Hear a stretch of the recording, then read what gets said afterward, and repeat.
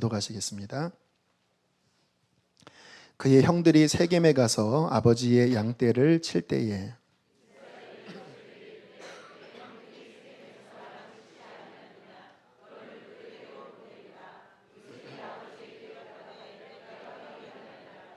이스라엘이 그에게 이르되 가서 내 형들과 양떼가 다 잘 있는지를 보고 돌아와 내게 말하라 하고 그를 헤브론 골짜기에서 보내니 그가 세겜으로 가니라.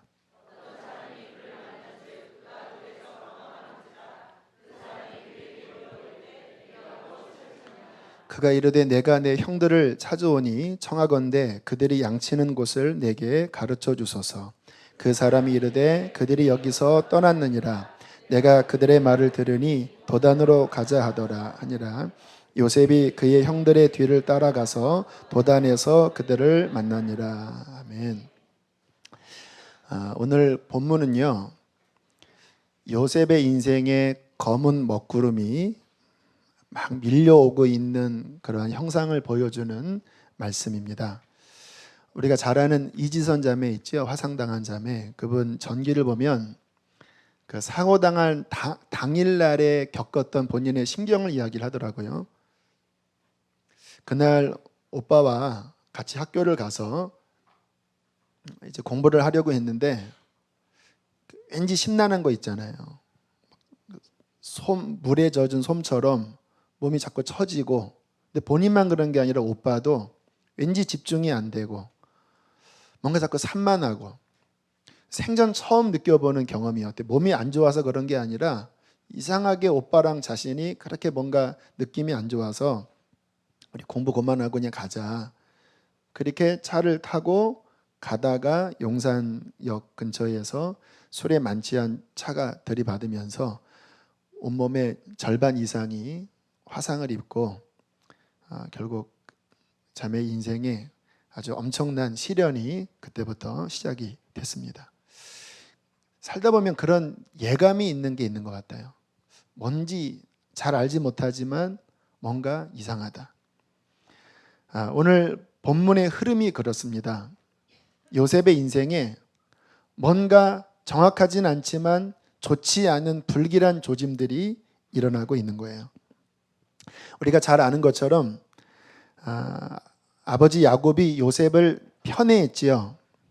그래서 채색 옷을 입히고 형들과 함께 일을 시키지 않았습니다. 가만히 성경을 보면요, 요셉이 똑똑하니까 아버지가 자신의 비서 비슷하게 둔 것 같아요. 그래서 형들이 어떻게 잘 하고 있는지를 또 보고도 하고 또 일도 시키고 그렇게 굉장히 끼고 돌았던 것 같아요. 오늘 본문에 그런 내용이 나오는데요. 우리 14절, 14절을 한 번 더 읽겠습니다. 시작.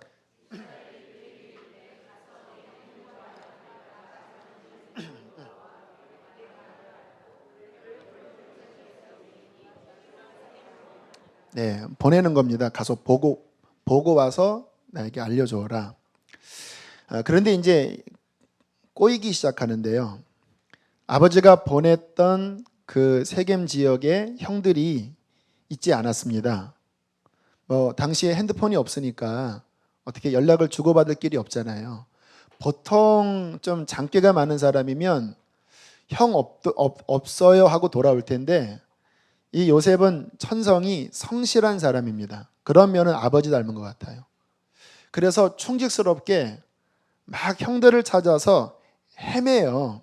그게 15절인데 15절을 함께 읽겠습니다. 시작. 어떤 사람이 그를 만난즉 그가 들에서 방황하는지라. 그 사람이 그에게 물어 이르되 내가 무엇을 찾느냐. 자, 그가 들에서 방황하였다. 소설로 치면요, 복선과 같은 말씀입니다. 복선 아시죠? 뭔가 앞으로 일어날 일에 대한 어떤 사인 같은, 뭔가 불길한 징조. 요셉의 인생이 뭔가 지금 심상치 않는 꼬이는 길로 가고 있다라는 거예요.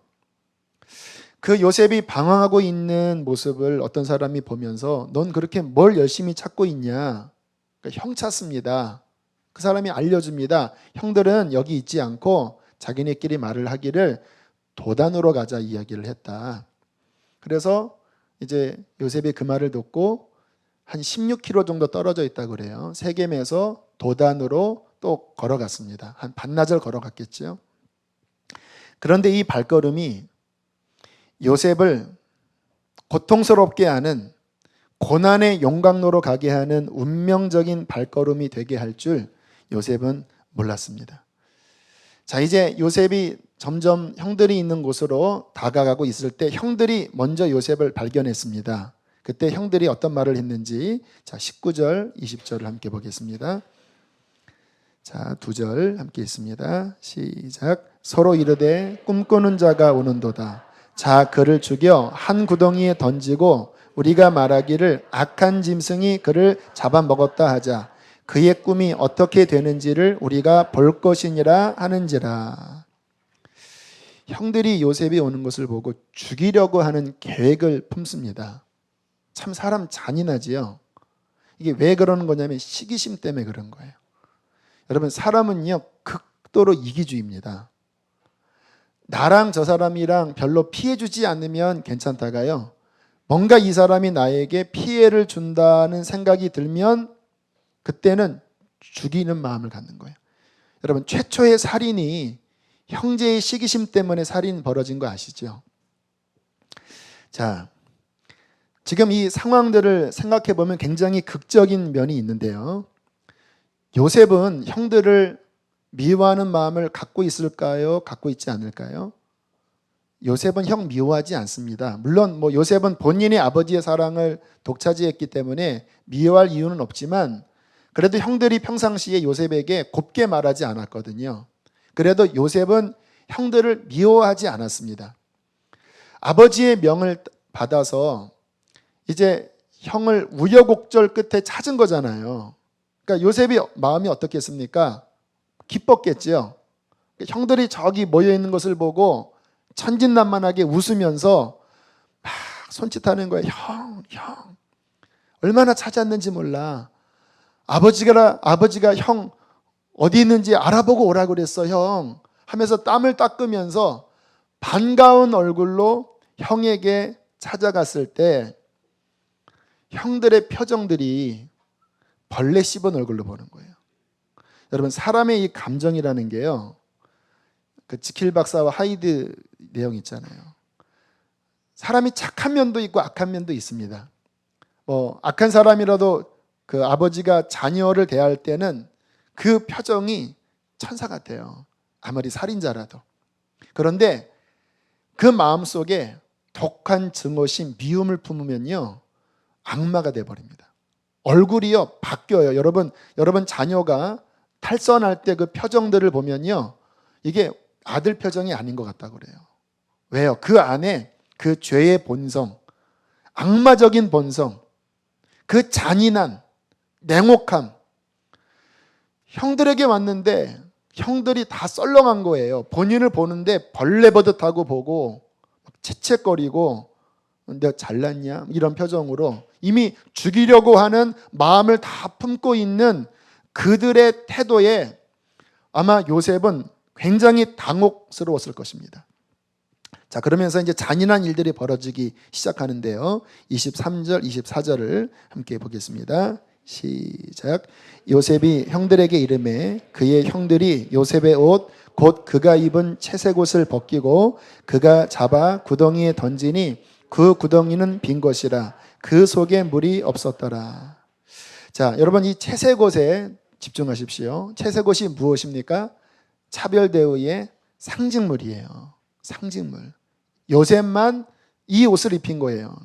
그러니까 지금 이 의미는 채색 옷을 아마 찢어버렸을 것 같아요. 그냥 이렇게 벗기는 게 아니라 그냥 쫙쫙 찢으면서 벗겼을 거예요. 무슨 의미입니까? 요셉만 특별 대우해 주는 게 죽이고 싶도록 싫고 미웠다라는 거예요. 여러분, 차별 대우는요, 정말 제가 오늘 성경 보면서 절대 하지 말아야 되겠다. 여기 혹시 부모님 계십니까? 아마 이미 늦어버린 가정도 있을 것 같아요. 이미 그 차별 대우를 받고 자란, 좋은 면에서 받을 수도 있고 오늘 형제들처럼 잘못된 면에서 받아서 아마 이런 말씀을 들으면 뭔가 내 얘기 같은 분들도 계실 거예요. 아무튼 어쨌건 간에 이 말씀을 통해서 절대 차별 대우하지 말아야 되겠다. 이 마음만 품어도요, 그냥 우리는 이 말씀 큰 걸 얻었다고 저는 믿습니다. 아들, 딸 차별 대우하지 맙시다. 또 자녀 중에 조금 잘난 자녀 있잖아요. 그래도 그 마음 한켠에만 숨겨두고 혼자 있을 때만 맛있는 거 주고, 같이 있을 때는요, 지도자는 언제나 중요한 게 공정함입니다. 공정함. 자, 이제 차별 대우를 통해서 이제 형들이 그 요셉이 얼마나 싫었는지 그냥 그 옷을 찢어버리고, 그리고 요셉을 들어다가 그냥 목 졸라 죽이고 싶었지만 그 분노에 차마 그렇게 하지 못하고 큰 구덩이에다가 집어 던진 거예요. 이 지역은요, 물이 많이 오지 않기 때문에 물을 담아두는 그런 구덩이들이 이 지역에 많이 있습니다. 그런데 물을 아마 다 썼는지 물은 없지만 빈 그 진흙탕 구덩이에 요셉을 던져버린 거예요. 여러분, 한번 요셉의 입장을 한번 생각을 해보세요. 얼마나 요셉이 당황스러웠을지. 물론 본인을 좋아하지 않는다는 걸 알았지만 그래도 요셉이 했던 그런 모습들이 이렇게까지 대우받는 건 아니잖아요. 죽이려고 하는 것은, 여러분, 이게 형제 사이에서 있을 일은 아니잖아요. 그런데 형들이 그냥 막 혈기를 부리면서 그냥 벌레 버릇하면서, 그것도 한 명이 그런 게 아니라 형제들이 서로 작당을 해서 본인을 막 죽이려고 달려드는 모습을 보고요, 아마 요셉은 멘붕이 됐을 것 같아요. 그 모습 보고 이게 도대체 뭐지? 도대체 이게 무슨 일이지? 아마 그때 받은 이 충격, 정신적인 상처는요, 이루 말할 수 없이 클 거예요. 성경을 가만히 보면 형들이 요셉을 집어 던진 다음에 그 위에서 했던 이야기들이요, 이게 가슴에 비수를 꽂는 겁니다. 얘를 죽일까? 어떻게 죽일까? 야, 뭐 죽이냐? 팔아버릴까? 형들의 입에서 나오는 말이 자신의 인생을 들었다 놨다 하는 거예요. 살릴지, 죽일지, 아니면 종으로 팔아버릴지, 어떻게 할지. 그 밑에서 요셉의 그 말을 듣고, 오늘 본문에는 나와 있지 않지만요, 창세기 42장에 보면 그냥 밑에서 애걸복걸 막 빌면서 살려달라고 그렇게 애원했다고 하는 장면들이 나와요. 이때 요셉이 받은 마음속의 상처는요, 평생 지워질 수 없는, 아마 평생 마음에 한이 되어 자리 잡을 수밖에 없는 그러한 고통스러운 상처일 겁니다. 더군다나 이때 요셉의 나이는 17세, 18세에 한참 예민한 사춘기 소년입니다. 저는 말씀을 묵상하면서요, 요셉에 대한 이미지가 조금 바뀌었습니다. 우리는 요셉 하면 믿음 좋고 또 성공한 사람 이렇게 생각하잖아요. 뭐 그 말도 틀린 말은 아니지만 제가 말씀 묵상하면서 요셉에 대한 이미지가 좀 바뀌었어요. 요셉은요, 상처가 많은 사람입니다. 상처 입은 치유자라고 하는 책 아시죠? 결론적으로는 상처 입은 치유자예요. 그 누구보다도 어릴 때 가족으로부터 버림당하고 그 어린 시절에 송두리째 본인의 인생을 잃어버린 그런 아픔이 많은 사람이 요셉입니다. 그래서 그런지 요셉에 대한 이야기에 가장 많이 나오는 문장이 울었다고 하는 문장입니다. 자, 성경을 몇 군데 좀 찾아볼 텐데요.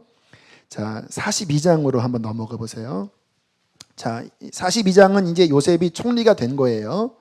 그리고 그 땅에 기근이 들어서 이제 형들이 극적으로 양식을 살려고 요셉을 만났지만 아직 요셉이 누군지는 모르고 있는 바로 그 상황입니다. 자, 창세기 42장 21절로부터 먼저 21절 한 절을 함께 보겠습니다. 시작. 그들이 서로 말하되 우리가 아우의 일로 말미암아 범죄하였도다. 그가 우리에게 애걸할 때에 그 마음의 괴로움을 보고도 듣지 아니하였으므로 이 괴로움이 우리에게 임하도다. 막 정탐이라고 그러니까 요셉은 애굽말로 이야기했고 형들은 갑자기 본인을 간첩이라고 막 누명을 씌우니까 서로 말하는 거예요. 그때 했던 말이 수십 년이 지난 시간입니다. 그런데 그때의 추억을 되살리면서 그때 아우가 우리에게 애걸할 때에 그 마음의 괴로움을 보고도 듣지 않았기 때문에 지금 이 일이 생긴 거다. 무슨 말입니까? 여러분, 사람은요, 상처받은 사람도 괴롭지만요, 가해자도요, 양심이 정상적이라면 평생 본인이 했던 그 실수 때문에 다리 피고 못 자요. 조금 잘못된 일만 생기면 혹시 그 일 때문에. 그런 지금 형국이에요. 우리가 요셉에게 그렇게 모질게 대해서 지금 이 애굽에서 이러한 일을 겪은 것이 아닌가. 그때 루벤이 이렇게 이야기를 합니다. 22절, 23절까지 읽겠습니다. 시작. 그들에게 대답하되 이르되 내가 너희에게 그 아이에 대하여 죄를 짓지 말라고 하지 아니하였더냐. 그래도 너희가 듣지 아니하였으므로 그의 핏값을 치르게 되었도다 하니 그들 사이에 통역을 세웠으므로 그들은 요셉이 들은 줄을 알지 못하였더라. 이때 이제 큰형은 어떻게 해서라도 요셉을 살리고 싶은 마음이 있었거든요. 그런데 이제 동생들에게 밀려서 결국은 팔게 됐는데, 그 이야기를 주고받았을 때 요셉은 지금 변장하고 서 있는 거예요. 그런데 그 말들이 요셉의 깊은 곳에 감춰두었던 오늘 본문의 상처를 아마 비수처럼 찔렀나 봐요. 24절에 이렇게 말씀하고 있습니다. 함께 읽습니다. 요셉이 그들을 떠나가서 울고 다시 돌아와서 그들과 말하다가 그들 중에서 시므온을 끌어내어 그들의 눈앞에서, 그 말을 듣고 그 자리에 더 이상 있을 수 없었습니다. 너무 가슴이 아프니까. 여러분, 사람의 감정은요, 상처를 입었을 때 자연 치유가 되는 경우도 있지만 많은 경우는요, 치유가 안 되고 그냥 덮여집니다. 그래서 기억은 잘 안 나지만 이 속에 응어리로 남아 있어요. 그러다가 어느 날 그게 건드려지면요, 그 상처가 고스란히 올라옵니다. 그래서 이번에 일어난 이런 사건들이 정신적인 치료를 지금 해야 된다고 하는 게, 그때 정리를 안 해주면요, 평생 굉장한 정신적인 장애를 줍니다. 요셉이 그 말을 들었을 때 그 속에서 아마 명치 끝이 아파왔을 거예요. 막 잊은 것 같았던 그 고통이 막 올라오면서 문을 박차고 나가서 한참을 울고 다시 돌아왔다고 하는 말씀이 요셉이 얼마나 아픈지를 이야기하고 있고요. 자, 43장으로 한번 넘어가 볼게요. 자, 아직도 요셉은 정체를 밝히지 않은 거예요. 이제 형제들이 이제 두 번째 요셉 앞에 섰을 때 27절, 28절 함께 읽겠습니다. 시작. 그들의 안부를 물으며 이르되 너희 아버지 너희가 말하던 그 노인이 안녕하시냐? 아직도 생존해 계시느냐? 그들이 대답하되 주의 종 우리 아버지가 평안하고 지금까지 생존하였나이다 하고 머리 숙여 절하더라. 29절까지요. 시작. 요셉이 눈을 들어 자기 어머니의 아들 자기 동생 베냐민을 보고 이르되 너희가 내게 말하던 너희 작은 동생이 이 아이냐? 그가 또 이르되 소자여 하나님이 내게 은혜 베푸시기를 원하노라. 자, 이번에는 형들이 아니라 본인이 사랑했던 두 명이 있었죠. 아버지를 사랑했고 라헬에게 태어났던 동생 베냐민.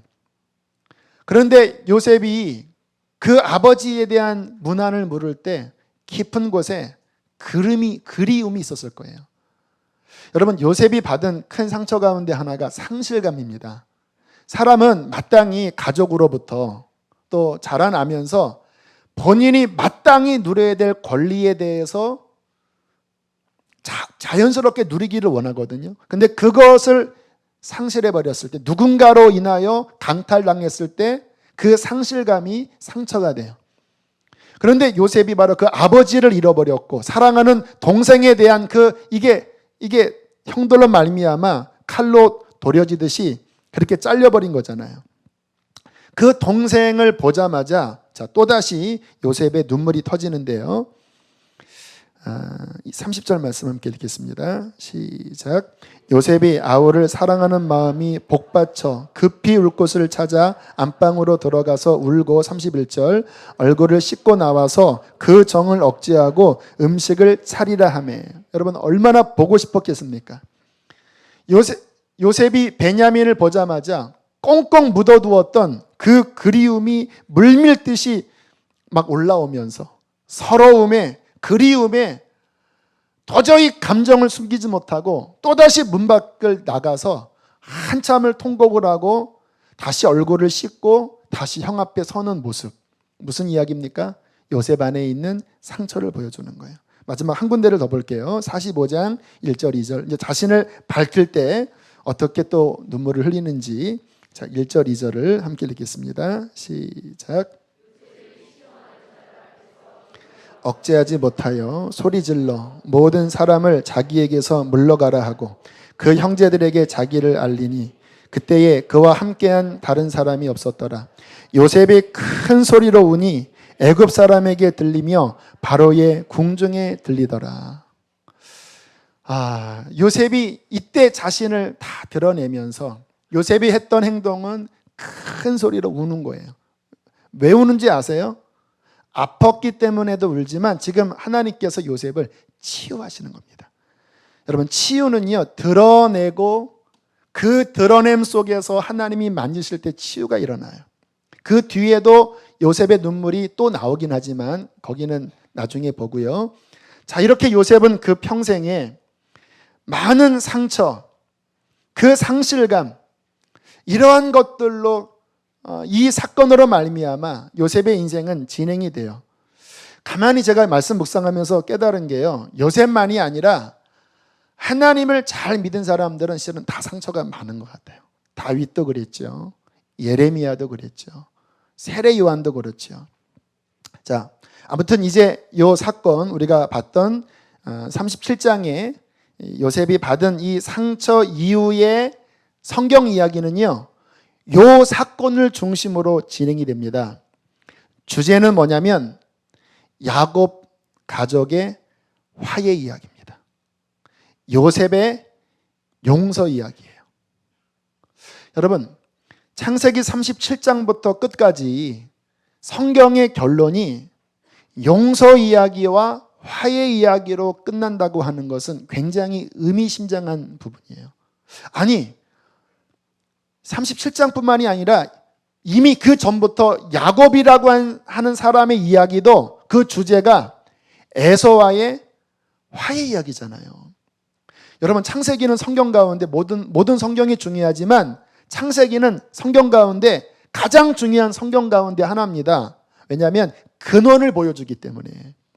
그런데 그 중요한 창세기의 결론부가 한 장도 아니가 수십 장이 용서 이야기, 화해 이야기, 그 이야기로 마친다고 하는 것은 무슨 의미가 있을까요? 두 가지 의미가 있습니다. 첫 번째는 뭐냐면 이 화해 이야기 속에 하나님과 우리와의 화해를 보여주는 거예요. 성경은 결국은 화해 이야기입니다. 하나님을 배신한 인간들을 하나님께서 사랑하셔서 그 아들 독생자 안에 우리와 화해케 하는 하나님 아버지와 우리와의 화해 이야기가 성경의 이야기예요. 뿐만 아니라 오늘 본문에 나오는 중요한 의미는요, 하나님과 우리와의 화해뿐만 아니라 하나님을 떠난 인간들은 누구에게나 마음에 원한과 상처가 있어요. 그렇기 때문에 마치 고슴도치처럼 마음은 그렇지 않는데요, 형제들 사이에, 심지어는 부모 자녀 사이에, 심지어는 교우들 사이에, 일가 친척 사이에 원치 않는 상처들이 우리의 인생에 많이 발생된다라는 거예요. 더군다나요, 그 상처는 멀리 있는 사람에게 받는 게 아니라 거의 대부분 가까이 있는 사람에게 받습니다. 그래서 성경에 원수가 가족 가운데 있다고 말씀을 하시고, 예수님 배반한 사람이 12제자 중에 한 명이었고요. 시편에 보면 이렇게 말씀하고 있습니다. 나를 책망하는 자는 원수가 아니라 원수일진데 내가 참았으리라. 나를 대하여 자기를 높이는 자는 나를 미워하는 자가 아니라 미워하는 자였을진데 내가 그를 피하여 숨었으리로다. 그는 곧 너로다. 나의 동료, 나의 친구요, 나의 가까운 친우로다. 여러분, 우리를 상처 주게 하는 사람은요, 가장 가까이 있는 사람이에요. 어떤 분들은 어떻게 부모가 그럴 수가 있습니까? 어떻게 형제가 그럴 수 있습니까? 어떻게 사랑하는 남편이 그럴 수 있습니까? 여러분, 원래 그런 거예요. 성경은요, 가장 가까이 있는 사람이 우리를 아프게 한다고 그렇게 말씀을 하고 있습니다. 신앙인은 상처가 없을까요? 아닙니다. 신앙이 좋아도 상처가 많아요. 우리가 신앙생활하는 과정 가운데 그 상처를 극복하는 거지, 신앙인들이 나 죽었다고 상처 안 받지 않아요. 다니엘 김 선교사님 지난달에 오셔서 식사를 같이 이제 3일 동안 했습니다. 참 젊은 목사님이신데 굉장히 지혜로우시고 그 생각이 균형 잡혀 계시더라고요. 식사하면서 그런 이야기를 했습니다. 하나님은 나에게 꼭 필요한 상처만 주신 것 같습니다. 그 말은 뭐냐면 선교사님도 상처가 많으시다고 이야기를 하시더라고요.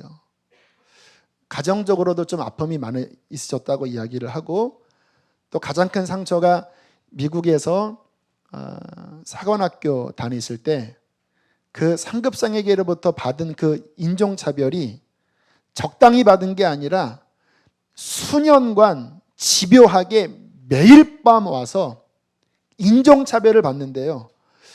저는 그 부분이 이야기를 들을 때 참 힘들었겠다 할 정도였지, 그 정도일지 몰랐는데요. 지금 이미 다 제대하고 그리고 사역을 함에도 불구하고요, 지금도 백인을 보면 가슴이 오그라들고 백인을 보면 막 심장이 떨린대요. 제가 그 이야기를 또 굉장히 흥미있게 들었습니다. 이분은 하나님의 사람이거든요. 그럼에도 불구하고 누군가로부터 깊은 상처를 받을 때 하나님의 사람도 이게 극복하는 게 쉬운 일은 아니구나. 그래서 제가 어떻게 합니까 했더니 일단 끌어안고 삽니다. 그러면서 하나님께서 계속 치유해 주고 계십니다. 완벽히 치유된 게 아니라 아직도 치유하고 계시고, 그러나 감사한 것은 이 아픔을 하나님께서 사용하셔서 다른 사람들을 돕는 데 쓰십니다. 선교사님이 중국이든 중동국 가든 여러 지역 가서 선교를 하실 때 선교지에 어려움들 많잖아요. 이슬람권은 예수님 믿는 것 때문에 모든 걸 다 박탈당한 경우 많잖아요. 그때 본인이 겪은 그 아픔이 그분들에게 도움이 된다는 거예요. 또는 미국에서 집회를 할 때 백인들에게 본인 이야기를 하면요, 백인들이 와서 미안하다고 이야기한대요. 그렇게까지 힘든 일이었는지 본인은 몰랐다고. 하나님의 사람도 그 상처 가운데 고통하지만, 그러나 중요한 것은요, 신앙인이라면 그 상처를 이겨야 되는 거예요. 하나님께서 그 하나님의 자녀들을 예수 십자가로 구원하신 다음에 제가 가만히 보니까요, 저를 비롯해서 모든 사람들에게 반드시 다루시는 게 그 마음의 상처를 치유하시고 용서하게 하시고 화해케 하시는 거더라고요. 저는 하나님이 저의 가정에 주신 가장 귀한 축복 가운데 하나가, 작년 아버님 소천하실 때 어머님이 돌아가시기 하루 전날 밤 아버지에게 찾아오셔서 미라 아빠 미안해요, 나를 용서해줘요 하고, 아버지는 또 어머니의 손을 잡고 그 중환자실에서 극적으로 화해했던, 저는 그 일이 하나님이 우리 가정을 얼마나 사랑하시는지, 그리고 저희 아버지가 확실히 구원받으셨는지에 대한 저는 확증으로 삼습니다. 하나님이 사랑하시고 구원하시는 사람은 반드시 그 마음에 응어리를 푸십니다. 관계를 반드시 회복하십니다. 이제 이 이후의 이야기는 그 형제들과 요셉 또 아버지와 관련된 것들을 하나님의 은혜로 정리시키는 거거든요. 화해시키는 거거든요. 왜 이 말씀이 우리에게 나올까요? 그만큼 용서와 화해는 우리의 신앙에, 하나님과 나와의 관계에, 내 인생에 그만큼 중요하기 때문이에요. 우리 교우들이 가끔 저에게 상담을 할 때 그런 이야기를 해요. 마음속에 나도 모르고 있었던 그 어떠한 응어리들, 관계의 막힘들 포기하고 지냈는데 하나님이 요즘 이런 것들을 생각나게 하신다고. 맞아요, 여러분. 하나님이 다루시는 작업입니다. 하나님은 지혜로우시고 사랑이 많으셔서 몰아치지는 않습니다. 예수 믿었으면 무조건 당장 용서해라, 그렇게 몰아치지는 않으시는 것 같아요. 그러나 하나님은 우리를 이끄실 때 그분의 스케줄에 따라서 어느 시점에서는 반드시 우리 안에 있는 응어리를 풀게 하십니다. 왜냐하면 그래야 하나님과 우리와의 관계가 더 깨끗해지고 우리의 인생의 그 응어리가 씻어짐으로 말미암아 우리가 더 풍요로운 인생을 살 수 있기 때문인 것입니다. 자, 그러면 우리가 어떻게 우리의 인생의 상처를 용서하는 삶을 살 수 있을까? 한 3가지만 우리가 함께 마지막으로 살펴보기를 원하는데요. 첫 번째는 뭐냐면요, 그렇게 우리가 애쓰지 않아도 제가 좀 전에 드린 말씀처럼 성령님이 우리 마음의 상처를 치유하시고 용서하도록 이끌어 주십니다. 그 이끌어 주시는 하나님의 중요한 손길이 뭐냐면, 따라하겠습니다. 드러내는 거다. 드러내세요. 여러분, 병원에서 병을 치료할 때 제일 먼저가 뭐지요? 진단이지요. 당신은 지금 여기에 골마 있습니다. 종양이 있습니다. 그 상처를 드러내는 게 치유의 첫 번째 단계죠. 하나님도 마찬가지십니다. 하나님이 우리를 구원하실 때 첫 번째 하시는 단계는 회개시키는 거예요. 죄를 드러내세요. 그게 은혜입니다. 죄를 하나님께서 그냥 이게 은혜가 아니라 그 죄를 드러내서 하나님 앞에 고백할 때 주님께서 그 드러낸 죄를 용서하시는 것처럼 치유는요, 그 상한 것들을 드러내게 하시는 거예요. 저도 주님 만난 다음부터 계속 주님이 긴 시간입니다. 제 안에 있는 아픔들을 계속 이렇게 드러내세요. 한 10년 전쯤에 드러내셨던 것은 제 안에 있는 거절감이었어요. 제가 어느 목사님의 설교를 듣는데 그분이 그런 이야기를 하시는 거예요. 예화 중에 나온 이야기입니다. 아버지와 어머니가 공원에서 한 5살짜리 아이를 가운데 놓고 네가 맡아라 네가 맡아라 하는데, 아이는 아버지한테 갔다가 엄마한테 가 하면은 엄마한테 가고, 엄마가 또 네 아빠한테 가면 아빠한테 가면서 이 아이가 사이에서 막 자지러지게 울었다고 하는 그 예화를 하는데 갑자기 속이 막 찢어질 듯 아프면서 갑자기 막 눈물이 쏟아지는 거예요. 이게 뭐지? 제가 깜짝 놀랐습니다.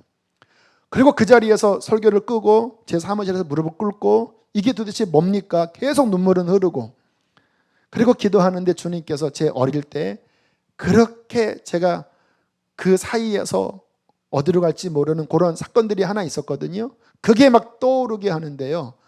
그때 제 속에 깊은 거절감, 버림받음, 이게 깊이 제 안에 자리 잡은 거예요.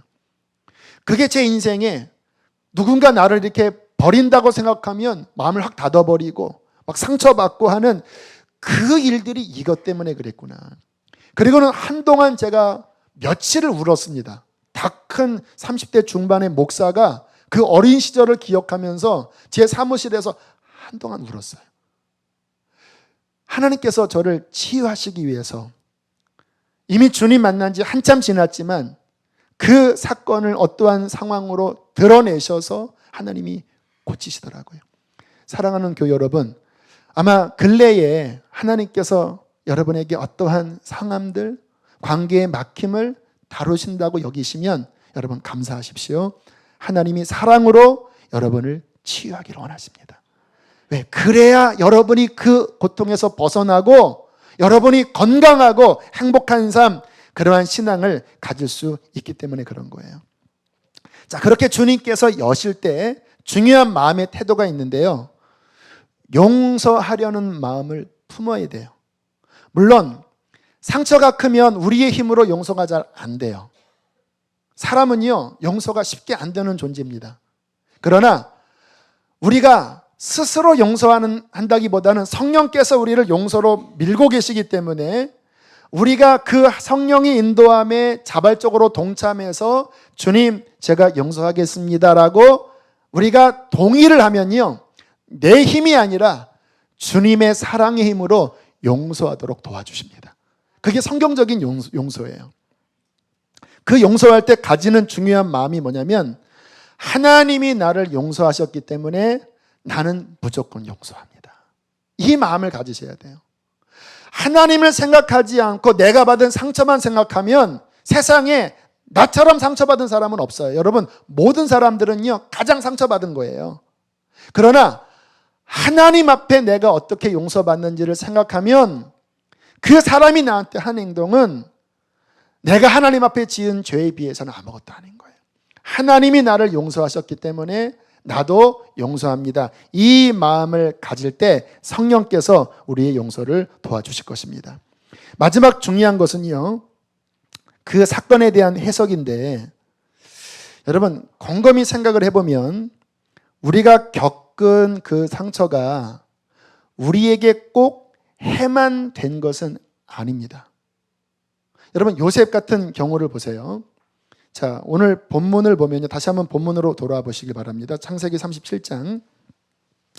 자, 요셉이 형들을 찾아왔을 때 형들이 요셉을 죽이려고 하면서 했던 말이 있습니다. 자, 20절. 자, 19절, 20절 두 절 한번 읽어보겠습니다. 시작.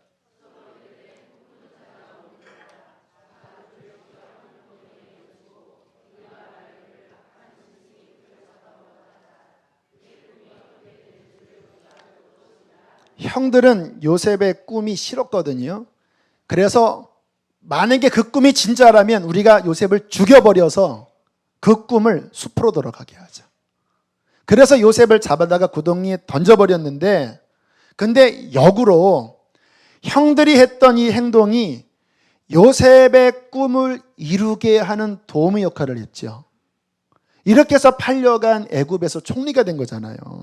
그러니까 이거를 좀 재미있게 표현을 하면요, 지금 요셉은 애굽으로 장학생으로 가는 거예요. 은 20냥 장학생을 받고, 장학금 받고 형들에게 그 장학금 주면서, 그리고 애굽으로 팔려가는 거예요.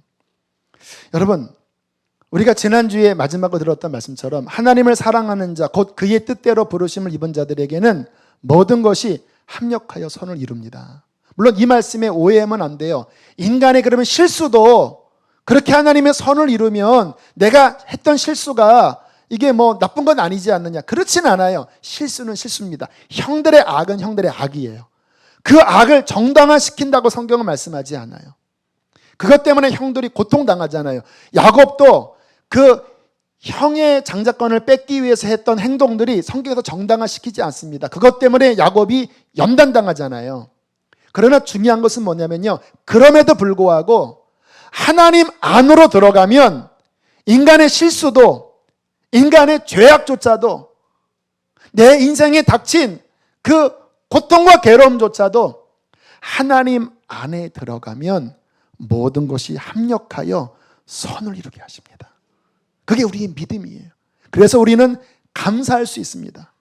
내가 버림당해 받았어도, 내가 씻을 수 없는 상처를 받았어도 거기에만 집중하면 나는 상처에서 못 벗어나지만, 내 눈을 들어 주님을 바라본다면 그 하나님의 사랑 안에서, 계획 안에서 나쁜 게 나쁜 것으로 끝난 게 아니라 선을 이뤘잖아요.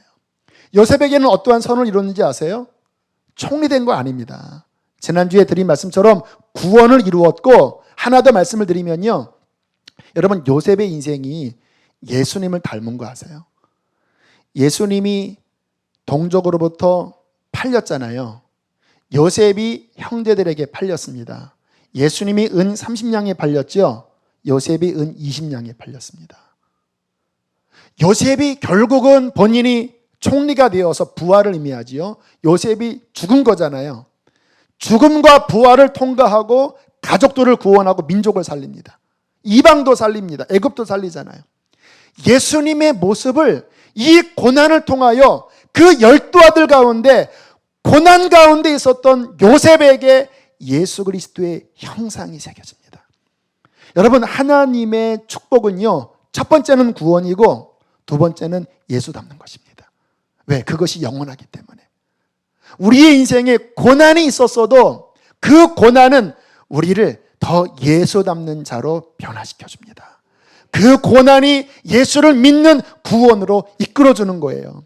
그렇게 생각하면 여러분, 고난이 나쁜 게 아니라 감사한 부분이에요.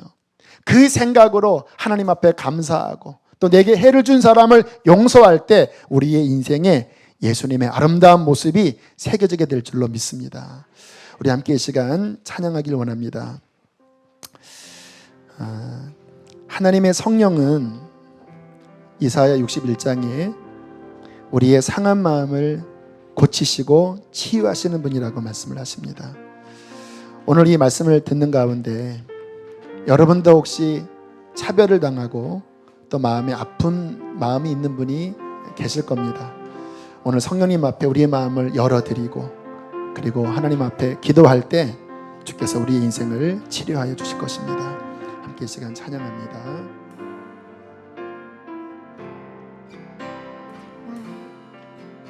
마음이 상한 자를 고치시는 주님, 하늘의 아버지 날 주관하소서. 주의 길로 인도하사 자유케 하소서. 새 일을 행하사 품게 하소서. 의에 줄이고 목이 마르니 하나님의 선한 은혜가 우리의 인생을 이끌어가고 계십니다. 의에 줄이고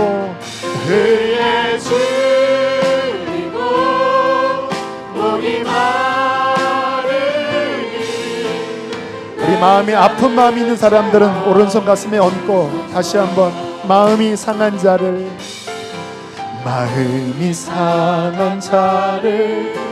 고치시는 주님, 하늘의 아버지 날 주관하소서. 주의 길로 인도하사 자유케 하소서. 우리의 삶을 부흥케 하여 주십시오. 부흥케 하소서.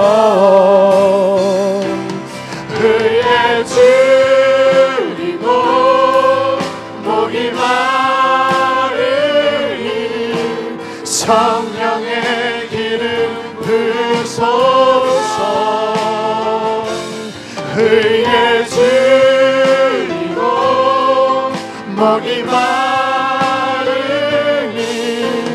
내 잔을 우리 한 번 더 의에 줄이고 목이 마릅니다. 주님 의에 줄이고 목이 마르니 성령의 기름 부으소서.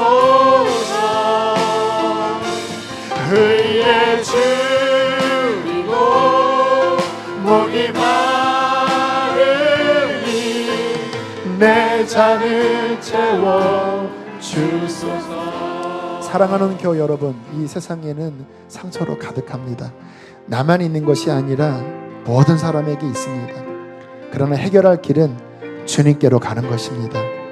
그분의 십자가로 나아가고 그의 성령 안으로 들어갈 때 그분은 그것을 변화시켜 그리스도의 형상을 이루게 하실 것입니다. 성령께서 만지시는 분이 있다면 여러분의 아픔을 이 시간 토로하면서 요셉처럼 울면서 하나님 내가 용서하겠습니다. 주님 나를 치유하여 주시고 주님을 더 닮아가게 해주십시오. 함께 이 시간 기도하시겠습니다. 할렐루야. 좋으신 하나님 아버지, 우리의 인생을 하나님 만지시고 우리의 인생에 아버지 하나님 주님의 선한 일을 이루시는 것을 인하여 감사와 찬양을 드립니다. 주님이 우리를 용서하신 것처럼 주님 우리도 용서합니다. 하나님